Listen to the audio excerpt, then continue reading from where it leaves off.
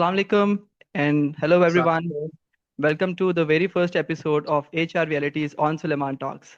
The main purpose of this series is all about bridging the gap between academia and industry, ताकि students, fresh graduates और even young professional भी directly HR experts के real experiences और challenges से सीख सकें.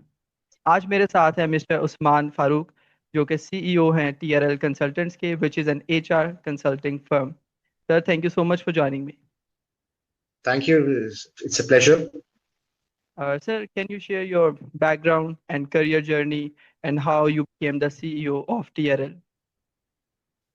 यार अगर मैं अपना पीछे अपना शुरू करूं तो my career started way back in after my graduation. I did my undergrad from Park Ames. फिर मैंने 2 साल सिटी बैंक में काम किया. Then after that I joined LS Lahore School of Economics. Did my MBA from there in banking and finance. And then I started my journey actually from packages. That was my first official job. उसके बाद 4 साल उनके साथ रहा. That took me all over Pakistan. फिर Gillette Pakistan में रहा. उधर मैं फैसलाबाद और इस्लामाबाद में ज्यादातर रहा. Then I kind of shifted to Karachi. I was there for about good 6 years with different companies like Redtone Telecommunication. That was my last job. Okay. And I came back to Lahore.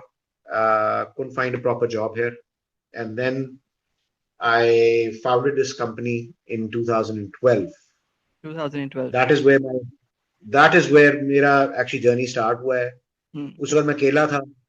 Business development भी खुद ही करता था और recruitment भी खुद ही I mean positions मिलती थी और क्लोज करता था. I worked with different companies at that time for about 8 years. लेकिन जो मेरी official company जो बनी है that was actually as a matter of fact it is tomorrow. It is our 5th anniversary actually. Okay. 16th September 2020 में हमने इसको company को रजिस्टर कराया SECP के साथ. And we became a private limited company due to one of our clients जो हमारे थे which made us actually, because it's a public limited company, Unis Textiles in Karachi. Okay. तो उनकी हमने जितनी भी हाई एंड पोजीशंस थी, सी level positions थी, वो हमने क्लोज की थी हमने. So that is where how this is my journey and my company's. And at that time when we started, I had a partner, but now unfortunately for the last 2 years I'm doing it with my team. I have a team who's actually doing things with me. So that Great. is what. Perfect. So, sir किस तरह की services हैं जो TRL provide करता है और mainly किसके लिए TRL वर्क करता है? क्या ये इंडिविजुअल्स के लिए भी काम करता है या खाली कॉर्पोरेशंस के लिए काम करता है? Yeah, basically, तो what we do is basically हमारी जो services हैं, there are 4 services, 4-5 services which we are doing. Initially, when we started in 2020, तो उस वक्त हमने सिर्फ, I mean, still, recruitment is the bread and butter of this company.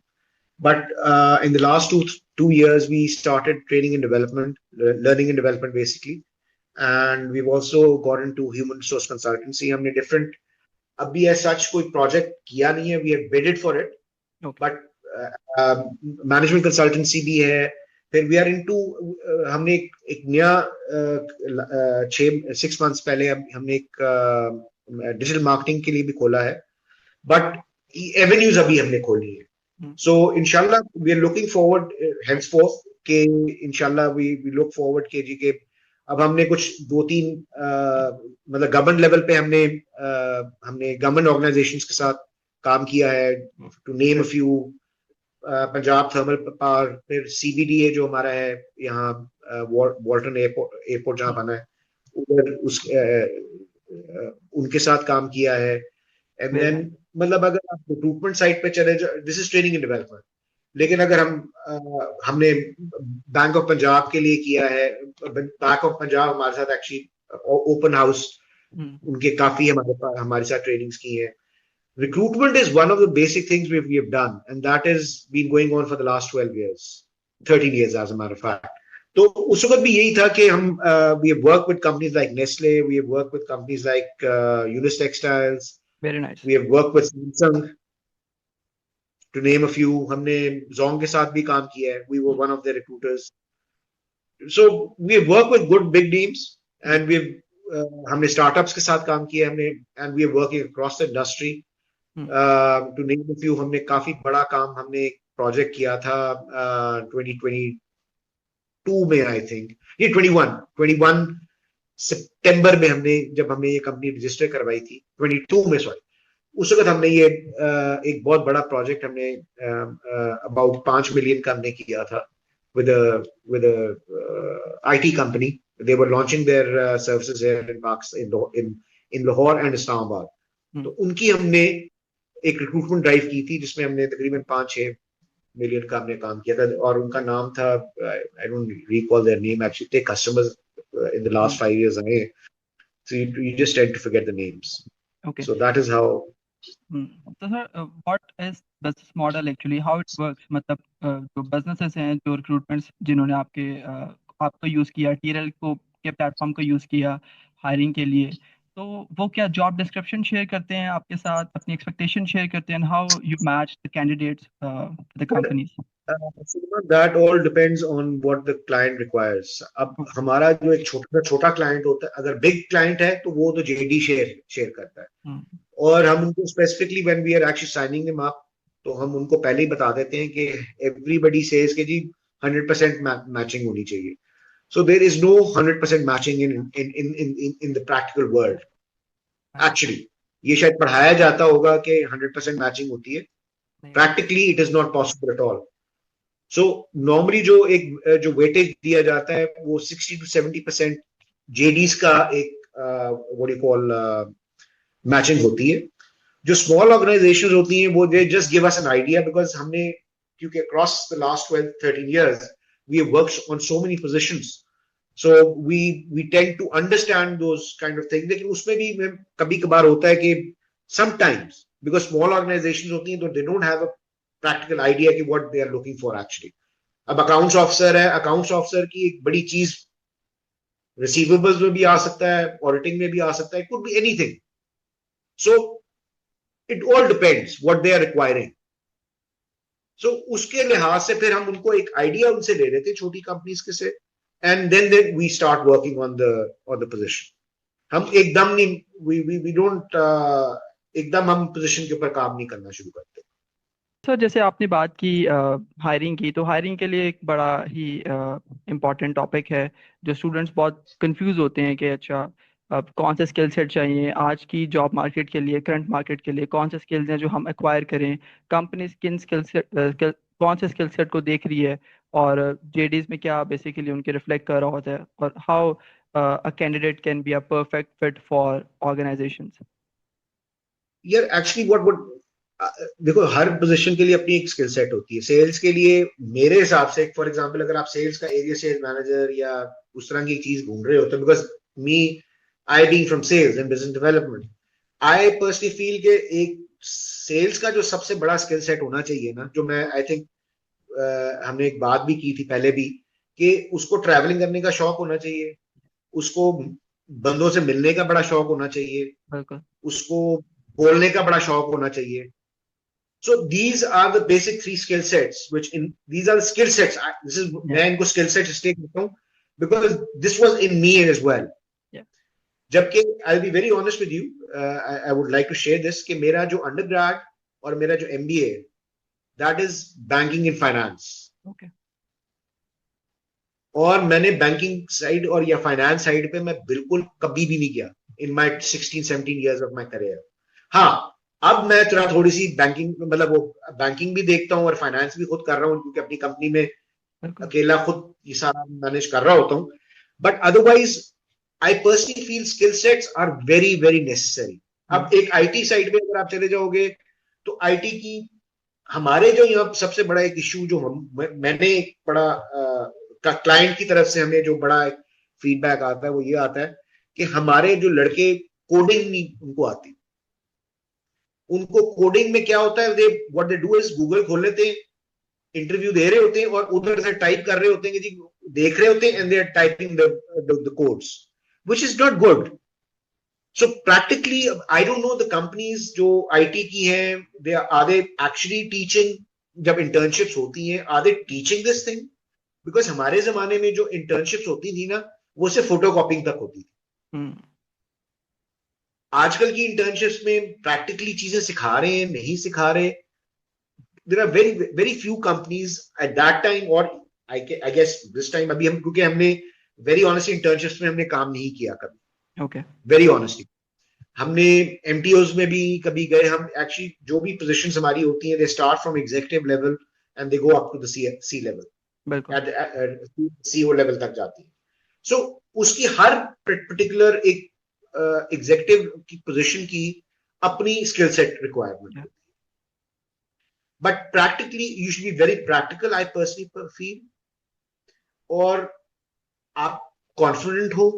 These are the skill sets which I personally feel lots of new candidates, जो नई जेन जी आ रही है हमारी, एज पर योर आप लोग आ रहे हो, उसमें ये चीजें बड़ी रिक्वायरमेंट होती है। Yes, they don't like to go out. अगर कोई सेल्स का बंदा है, I personally feel they don't like to go out in the heat, they like to sit on the desk and do their work. बिल्कुल ठीक है, So most lots of people, I think personally, are looking for desk jobs rather than sales positions. या, So that is what my personal feeling is कि ये चीजें बहुत ज्यादा requirement होती हैं as per my what I've seen in the last 12-13 years. बिल्कुल ठीक कह रहे हैं। और सर सीवीज के बारे में अगर बात करें तो कौन से ऐसे डूज एंड डोंट्स हैं जो बच्चों को कंफ्यूज कर रहे होते हैं कि यार सीवी में we should write this thing, या डालना चाहिए या नहीं डालना चाहिए, सीवी को ड्राफ्ट कैसे करना चाहिए। And same goes with the interviews, कि जब इंटरव्यू के लिए प्रिपेयर कर रहे होते हैं, इंटरव्यू दे रहे होते हैं, तो what are the most common mistakes the students make, specially the fresh graduates. यार हमारे जो बेसिकली मुझे याद पड़ता है, मैंने जो अपने सीवीज में बड़ा अपना रेज्यूमेज में, या मैंने आजकल के रेज्यूमेज में तो मैंने वो चीज नहीं देखी, लेकिन जो मैंने अपने रेज्यूमेज में हमेशा डाला था, was always my achievements. Okay, छोटी मोटी, छोटी हो या बड़ी हो, उसको जरूर डालो। Yes, that is very very important, ताकि लोगों को, because when you going as a graduate, they don't know कि what abilities you have or what have you done actually. So I personally feel उसको एक्सप्लेन करने में वो interview में आपने बताना, लेकिन ऑन पेपर आपको एक छोटा सा एक सेंटेंस लिखने के लिए कि मैंने ये 1 मिलियन की, फॉर एग्जाम्पल मैं दे रहा हूं कि आपने 1 मिलियन की सेल की थी in a quarter, for example, I am just giving you very small example just to make you understand. तो ये एक बड़ी अचीवमेंट होती है इन सर्टन लेवल्स, और स्पेशली एक नए ग्रेजुएट के लिए जो ऑन जॉब जा रहा होता है, उनके लिए ये एक अगर अचीवमेंट होती है, तो दिस इज, तो ये अचीवमेंट्स अपनी करो, अपना अपना स्किल सेट और ज्यादा दिखाओ कि क्या आपके स्किल सेट्स हैं, किन चीजों में आप अच्छे हो, किन चीजों में आप उनको, because you have to sell yourself yes, when you are being interviewed, they are not listening to what you can do, you have to tell them you are selling yourself यार, कि यार तुम उनको फायदा क्या दे सकते हो, what value you can add in the company. हाँ, वैल्यू ऐड क्या कर सकते हो, Yeah, very well जो said. और कोई कैंडिडेट नहीं कर सकता। सो दिस इज व्हाट इंटरव्यू, और कितना कॉन्फिडेंस है उसमें, वो इधर नहीं देख रहा आंखों में। अच्छा, इंटरव्यू में जाके आंखों में जरूर देखना चाहिए, ये नहीं है कि कभी इधर कर रहे हो कभी इधर कर रहे हो, तो you know that has a very negative impact in my opinion. मुझसे कोई करता है, मैंने, क्योंकि हमने जब अपनी ऑर्गेनाइजेशन में हम जब इंटरव्यू करते थे, तो I used to look at this a lot, Eye कि contact. घबरा है, वो पता चल जाता है ना, जब आई बाई शाई कर रहा होता है तो फिर वो घबरा रहा है।